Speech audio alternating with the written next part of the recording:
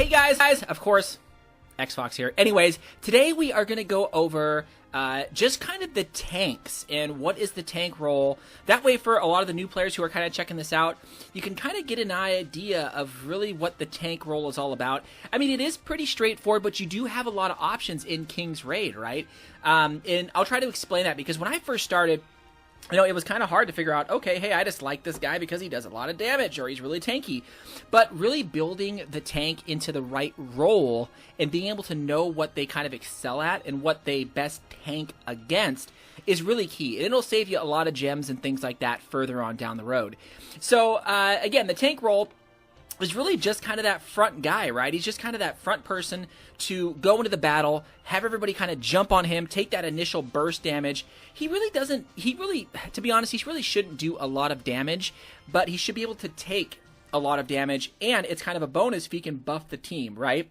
Whether it's give them physical damage resistance or magical damage resistance, he needs to do something in addition to just being a meat stick, right? So let's go over some of the heroes themselves so we can kind of take a quick look. And I'll explain a few of the heroes that I have so I can explain why I chose them and kind of show you just who I got. So for me, one of my tanks here is Philip, and I'll go hop right into his skills.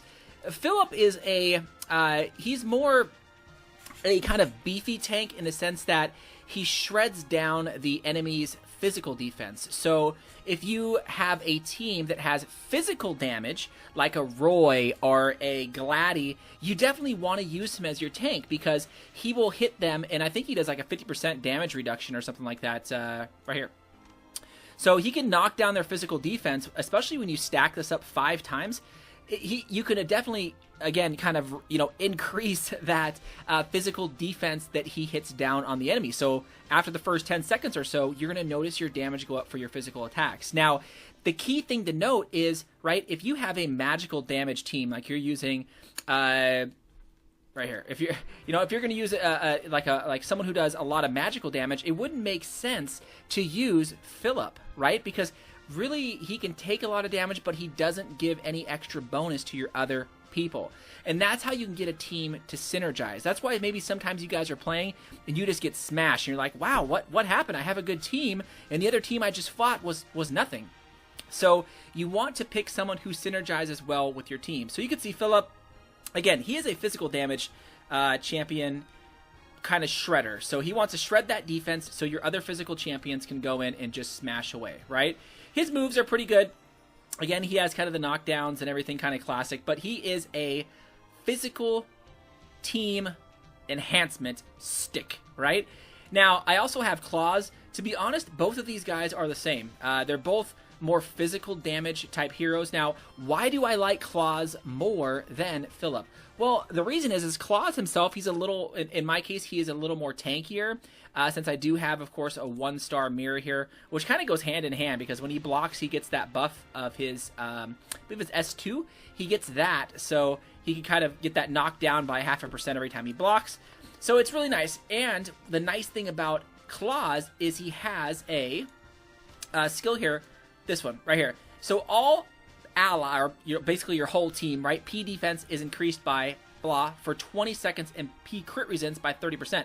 So this is pretty huge. This is what you see a lot for people who got to go up against bosses who deal a lot of physical damage. You'll definitely run a Claws because he protects your whole team. And what's nice about Claws is his 2 moves, he has it where he'll stun the enemy, right, is kind of S1. He'll stun the enemy for 3 seconds. But he also has this one right here, where he does damage to them, but he also damages the enemy, and of course reduces 30%. Well, actually, let me see. Is it that one? Yeah, I believe it's that one. And he reduces the attacking, right, of the actual speed of the person that you're trying to attack, or the person who's trying to attack you. Or actually, it's 50% if you got it all the way boosted up. So that's huge. Again, you reduce the enemy's defense by 30%, which is huge. And you reduce their target speed by 50. So, you know, he's not going to kill anybody, but he's definitely going to reduce them down so your other physical damage dealers can get in there and do damage.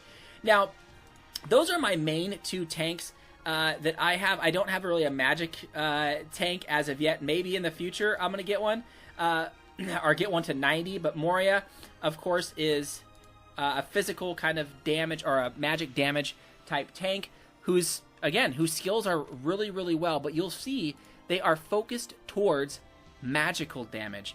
And she deals magical damage herself. So if you have a team that does a lot of physical damage, yeah, you get a tank that hopefully does physical damage as well as protects, hopefully, from physical damage or increases your stats.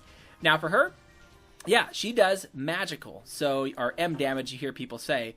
And she also increases your M defense. So if you are going against a boss or a team that you see that is heavy magic damage, you want to pick her up because she boosts that up and makes it for the other team, which is super hard to kill. So that's what I'm saying when you got to look at your tank as to what role they play and kind of what the meta is, right? Right now, it's a lot of magic damage. Everybody that I see that kills me really quick is focused heavily on magic damage. So you guys got to just kind of see how, what the top players are using and see why they're using them. But a lot of the people, I would say about 70%, maybe 75%, are using magical damage heroes. So she is definitely one to get if you guys want to do good in PvP. Because again, you'll probably beat about 70% of the people if you have a magic damage prevention heavy user. And of course, those are the dealers that I have now. I don't have all of the tanks, but you guys can see the different roles, and that's really just, again, what I wanted to talk about, is just pick the tank that has the role that fits your team best, right? So we could take a look at some of this here. Again, a lot of the tanks have kind of that debuff, right? They usually have a buff in some sense, whether it's P defense or M defense, and then they have some type of M or P defense reducer, which is great because based upon whatever it is you're trying to go against, you can just pick, again, the hero that meets you best. Now, the last one here that I want to show is Jane. And Jane you see a lot because Jane, she kind of is like a hybrid type user. So you can have where she can not only do magical defense and do the stun, but she can also have a little bit of kind of damage put out there comparison to like a Claws. And the biggest thing for her is this rest in peace. You guys see this happen a lot, quite a bit, especially when she's about to die. She'll go ahead and pop that. So basically for 6 seconds, she gets immunity to everything. And so that 6 seconds can give your other heroes a little bit of time to catch up. But yeah, so there you go, guys. I just wanted to talk about tanks a little bit to give, again, some of you guys new players or, even mid to season players a little idea. Because, again, I picked a lot of my heroes just based upon the looks. I really didn't pick from a functionality or a team synergy standpoint. But now that I know, it'll definitely save me a lot in the future, save me a lot of gems and money. So let me know what you guys think. I'm going to go over all the different roles and kind of show, kind of my picks of choice and my team comp. Thanks again, guys.